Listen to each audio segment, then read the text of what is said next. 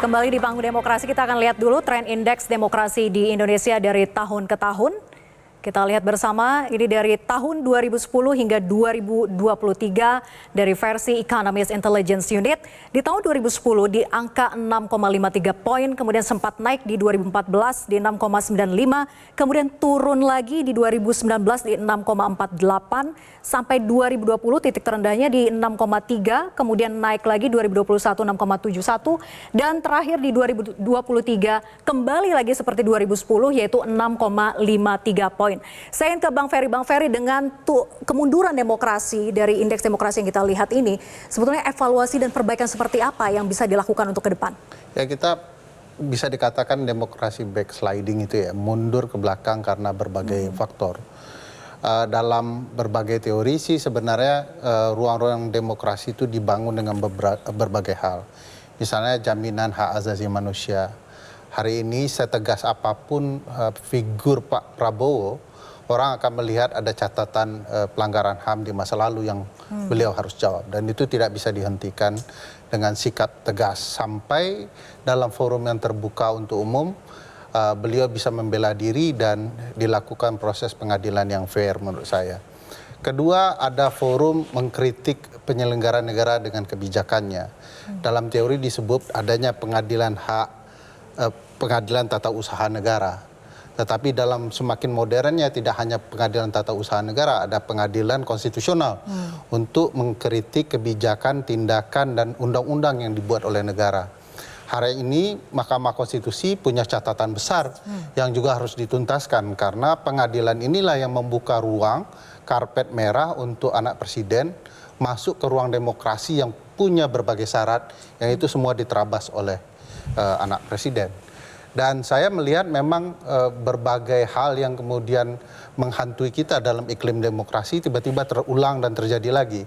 Misalnya dulu upaya kita memberantas korupsi semakin baik, Bung Dhanil dan ICW ikut terlibat dalam upaya-upaya itu.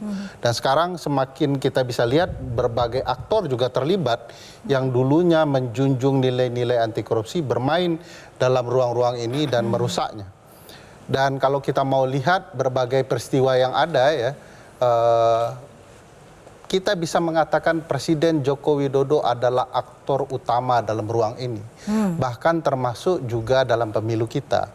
Itu sebabnya di titik tertentu pernyataan Pak Prabowo itu harus kita lihat sebagai, ya katakanlah ketegasan ya. Bahwa pemilu kita ini messy, kacau, berantakan. Oleh karena itu perlu forum hak angket untuk melihat sekacau apa ini forum. Memangnya jalur hukum melalui Bawaslu maupun MK sudah tidak bisa lagi untuk membuka dugaan-dugaan kecurangan yang terjadi? Bukan tidak diperlukan forum hukum itu, forum pengadilan misalnya di Mahkamah Konstitusi. Tetapi kan ini panggung politik yang konstitusional yang diperbolehkan. DPR tugasnya mengawasi penyelenggaraan pemilu. Ini ada pernyataan dari orang yang terlibat dalam pemilu, orang yang untuk sementara dinyatakan memenangkan pertarungan, menyatakan ini kacau, kosli. Koslinya di mana? Kacaunya di mana? Kan perlu diketahui. Melelahkannya di mana? Tingkatannya seperti apa? Dan itu perlu dibuka dalam forum angket misalnya.